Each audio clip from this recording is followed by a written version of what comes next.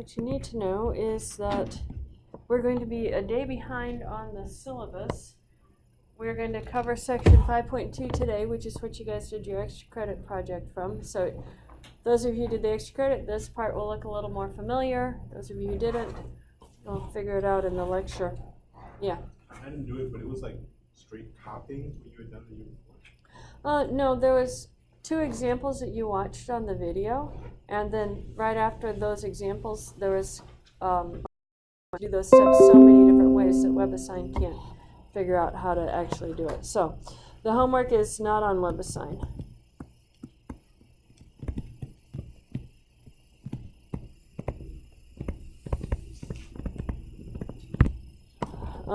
So these ones, you turn in these problems at the start of next class period.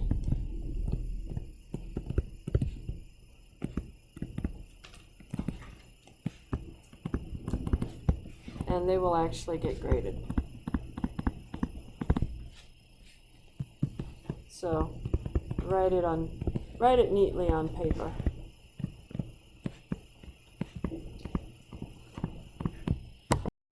Arithmetic type operations. And then we're going to look for opportunities to use our fundamental identities. That's from our sheet that we've studied. We're going to use those identities. And if those guidelines don't help, then turn everything into sines and cosines, but always try something. That's usually the hardest part, is figuring out where to start with it. So try something. It'll usually simplify, and then you can see where to go. So we're going to just run through a bunch of examples here. Verify the identity. We have secant squared minus 1 divided by secant squared equals sine squared. What relationship do I know about secants and cosines and sines? Because this isn't a sine over here. I'm thinking maybe I'll change the secants into sines and cosines. So what is secant in relationship to sines and cosines? 1 over cosine. So, yeah, secant squared is going to be 1 over cosine squared. So that's what I'm going to plug in. I'm going to start with my most complicated side, 1 over cosine squared theta minus 1 divided by 1 over cosine squared theta. Now, I have this fraction in the denominator here. What should we do with our fraction in the denominator? Flip it upside down and multiply by it.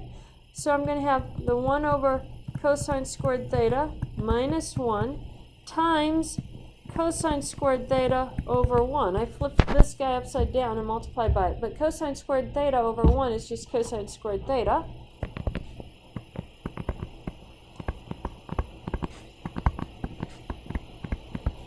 And then I'm going to distribute this through. What is cosine squared times 1 over cosine squared? 1. And I get a 1 minus cosine squared theta. What is 1 minus cosine squared theta using our Pythagorean identity?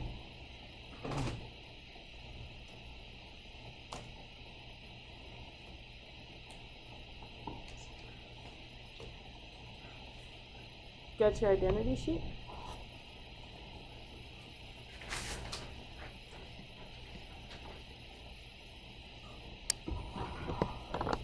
Sine squared. Is that where we were trying to go? Yeah. So check mark, because I got to where I wanted to go. That one, I just turned the secants into cosines and then multiplied things through, simplified it, and we got our answer. Any questions on that? Okay.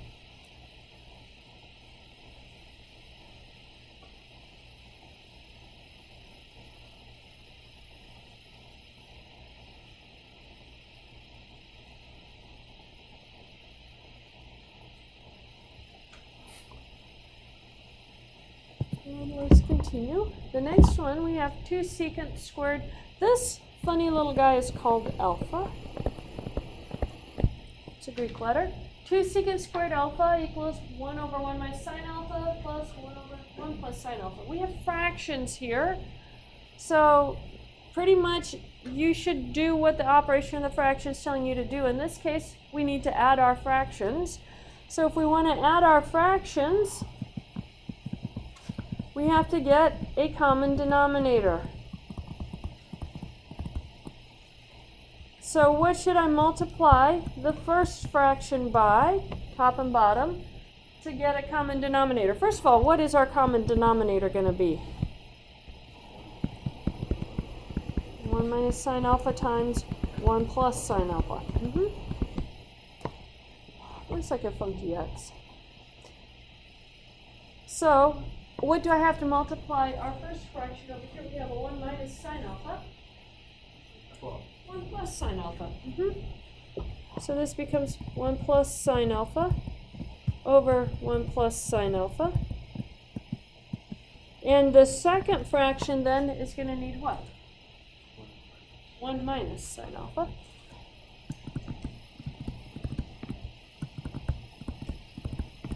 And so then this becomes, if I multiply across the numerator, I get 1 plus sine alpha plus 1 minus sine alpha.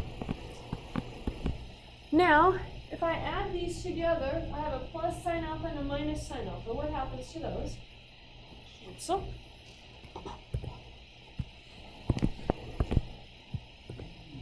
And what happens to the two ones? Add together, right? You get a 2. And now let's FOIL through our denominator. We have a 1 times a 1. And then I have a minus sine alpha times 1, which is a minus sine alpha. Then a plus sine alpha times 1. And then sine squared alpha. So the two middle ones here again are going to cancel. And we get 2 over 1 minus sine squared alpha. What is 1 minus sine squared alpha? Cosine squared. So I get 2 over cosine squared alpha. But I would submit to you that that's equal to 2 secant squared alpha. And that's what we wanted to get on the other side of our equal sign. So a little check mark when we get to it.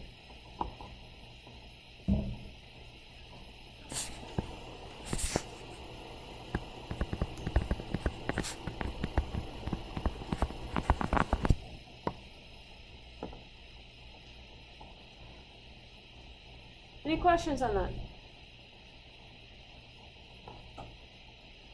Okay. Let's look at another one. This one, we have tangent squared plus 1 times cosine squared minus 1 equals a minus tangent squared. I'm trying to keep everything in terms of tangents. So I'm going to look at this cosine squared minus 1. And let's talk about changing that using our trig identity into just one value. So what relationship do we have for cosine squared minus 1? Yeah. Except it's going to be a minus because it's sine squared plus cosine squared equals 1. So cosine squared minus 1 is a minus sine squared. Subtract the 1 over. Subtract the sine squared to the other side. So I get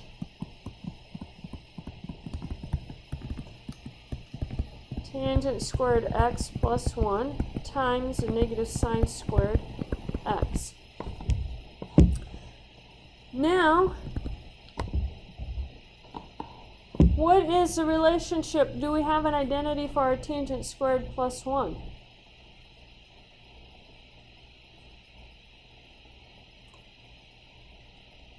We have a Pythagorean identity for that one.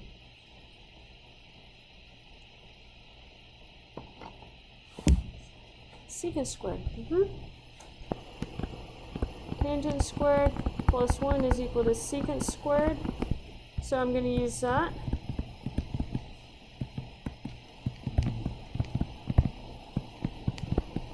Now, what is secant squared in terms of sines and cosines?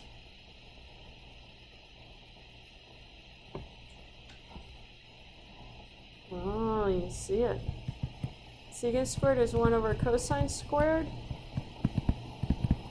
Put the sine squared in the numerator. Take the minus out in front. You get sine squared over cosine squared. That's the same as sine x over cosine x, and put the square on the outside. So that's a minus tangent squared x, which is what we were trying to get to.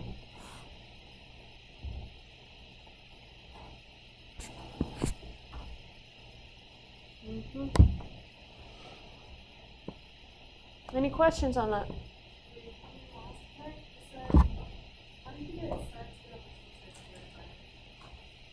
Okay, going from right here to here?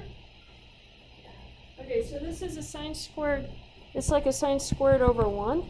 So if you multiply straight across the top, you get your sine squared. Straight across the bottom, you get your cosine squared, and the minus sign I just brought out in front. That make sense?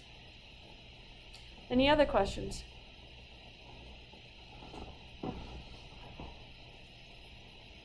Okay. Verify the identity. Tangent x plus cotangent x equals secant x cosecant x. Either side looks more difficult, but the one with the plus sign to me is more difficult than the one with the multiplication, because multiplication cancels easily, but it's hard to factor things into a plus sign. So I'm going to start with that side. This cotangent here is a 1 over tangent, so that's where I'm going to go. Tangent x plus a 1 over, let me write the cotangent, then I'll put it down. Cotangent x is equal to tangent x plus a 1 over tangent x. I'm going to get a common denominator. This tangent x is like a tangent x over 1. So what should be our common denominator for that? Tangent x. Notice that means on the first one we have to multiply by tan x. So tangent times tangent is a tangent squared x. And then the second one we just write the numerator down. So we have tangent squared plus 1. What is tangent squared plus 1?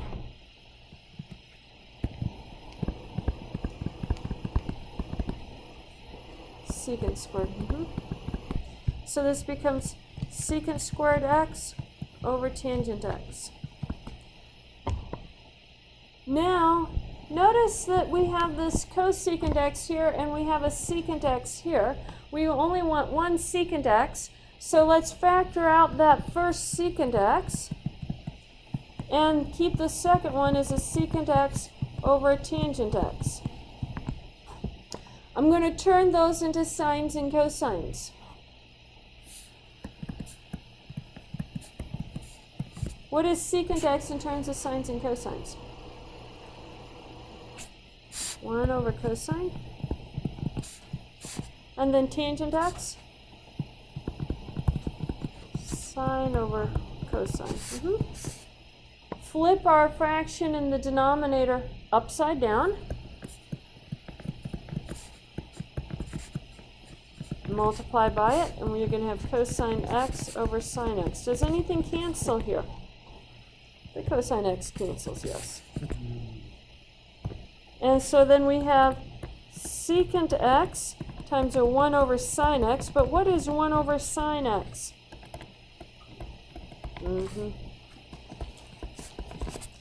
And is that what we were trying to get to? Yep.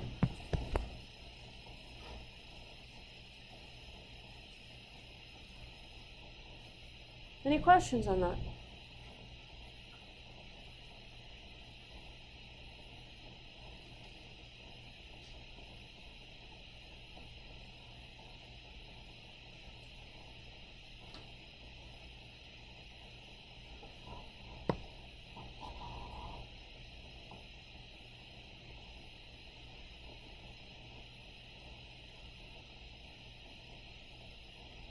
Okay. Guys got it written down?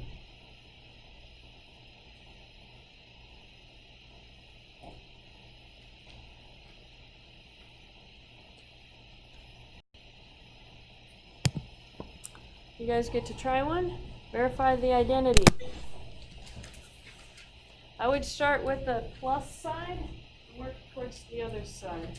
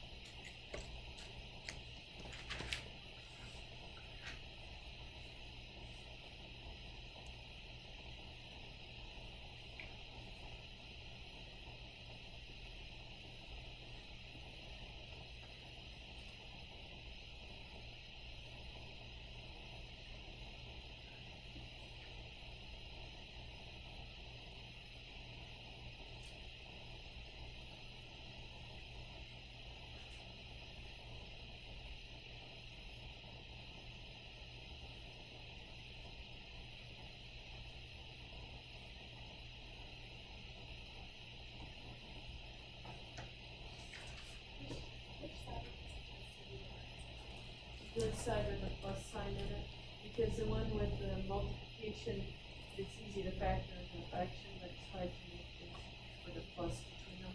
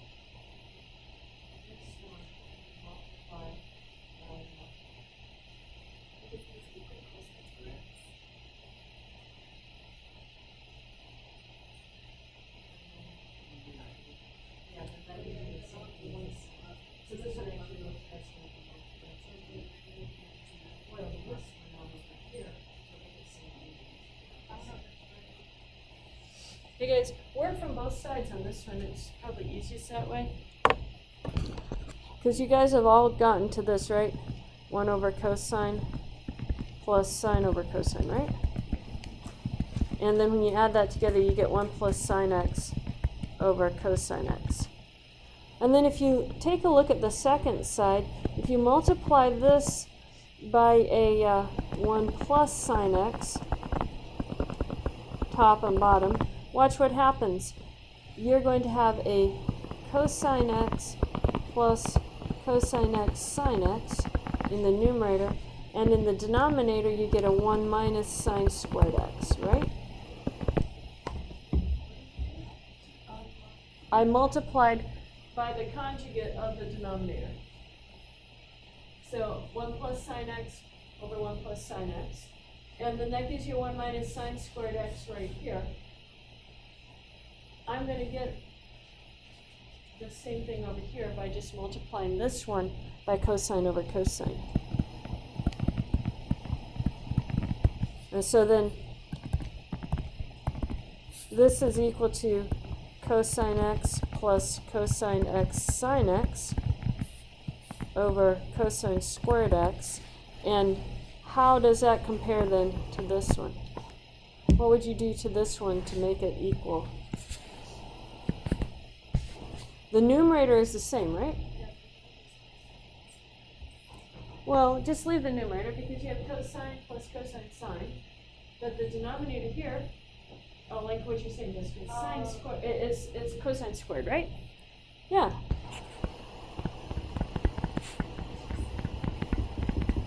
It is. So now these are both the same. So, you know, it's equal. So that one is just best to work on both sides on.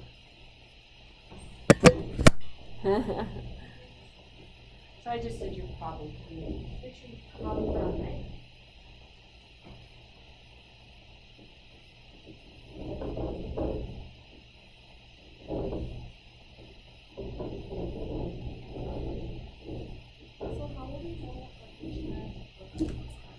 Well, when working on one side didn't get you to the other side, you get stuck, you don't know what to do.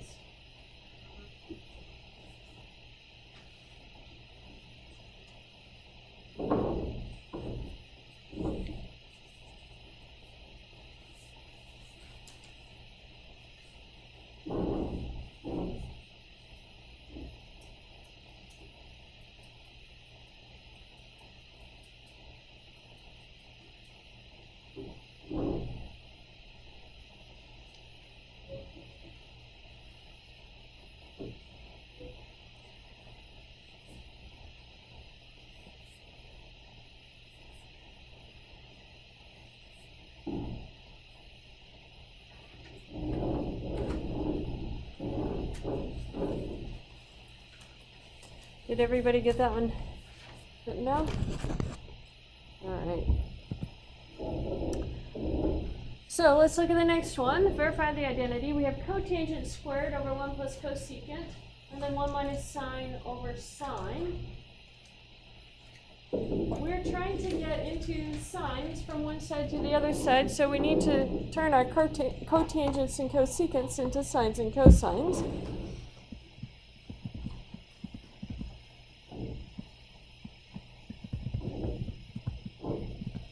So what is cotangent in terms of sines and cosines?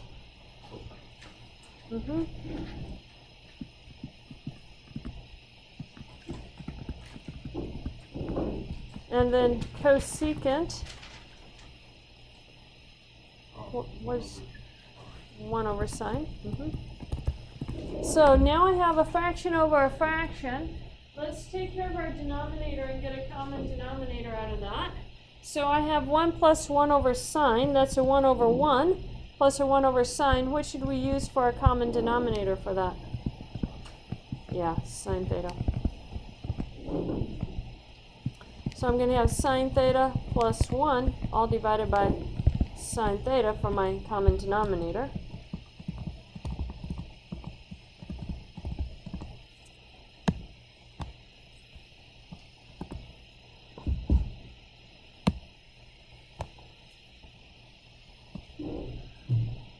Now what do we do with that fraction in the denominator? Flip it and multiply by it.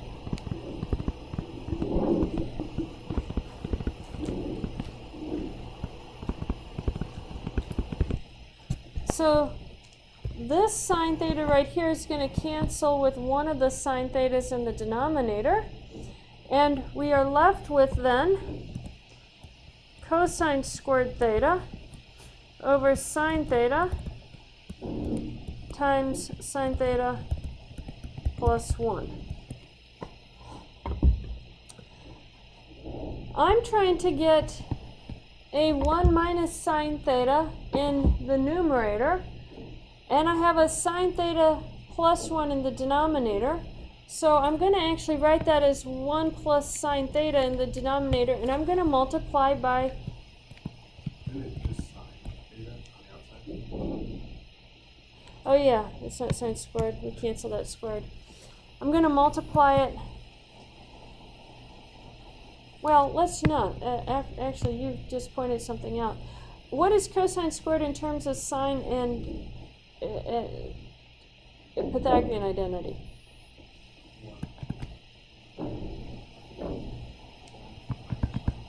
Yeah, 1 minus sine squared theta is our cosine squared.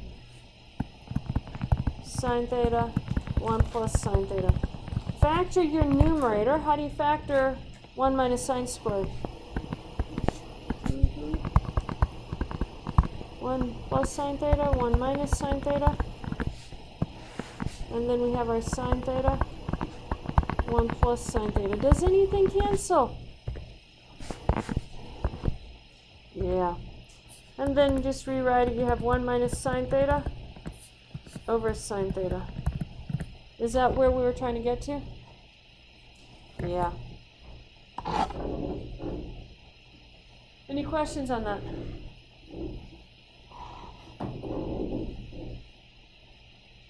Okay.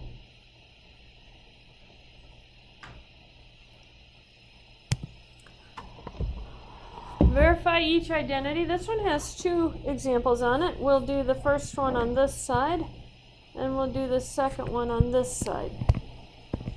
So for the first one, I have tangent to the 4th x equals tangent squared, secant squared, minus tangent squared.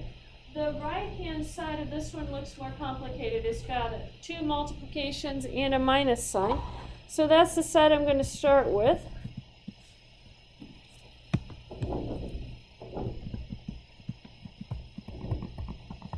Is there anything we can factor out?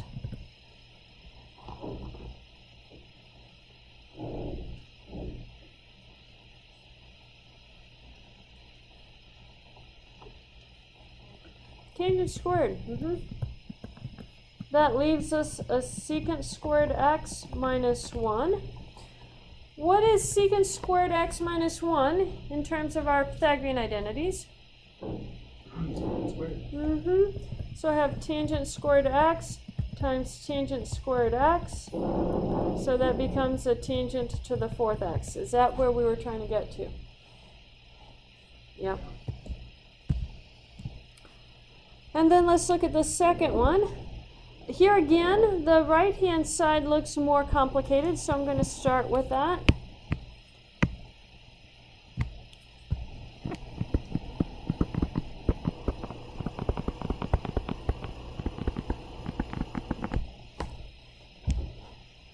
Now, I have a cotangent x plus a cotangent cubed x. Can I factor anything out from that?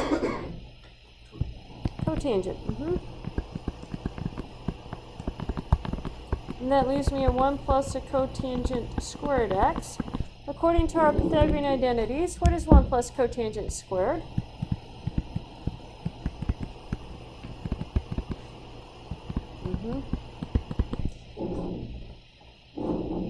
Can I combine anything together?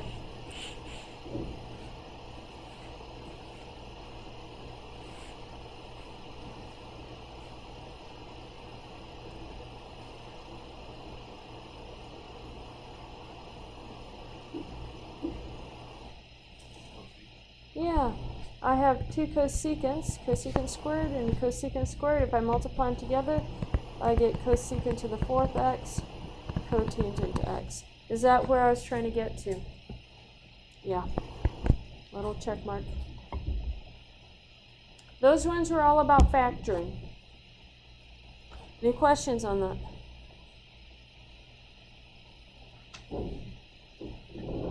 Okay.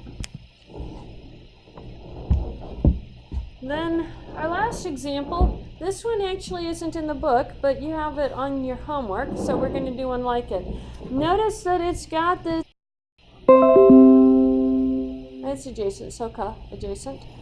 So x plus 1 over 2, that means that this over here is going to be 2 squared minus x plus 1 squared, which is the same thing as 4 minus x plus 1 squared. Now I'm looking for tangent of u. Tangent of u using the triangle is opposite over adjacent, so it's the square root of 4 minus x plus 1 squared over x plus 1. Is that what you have on your right hand side? Yeah. You're done. So you have one like that on your homework. Can you do that? Just using our right triangles. Any questions on that? Okay, make sure your names are in your papers and your papers are turned in. We are done. 10 minutes early. You have a few extra minutes to get to your next class.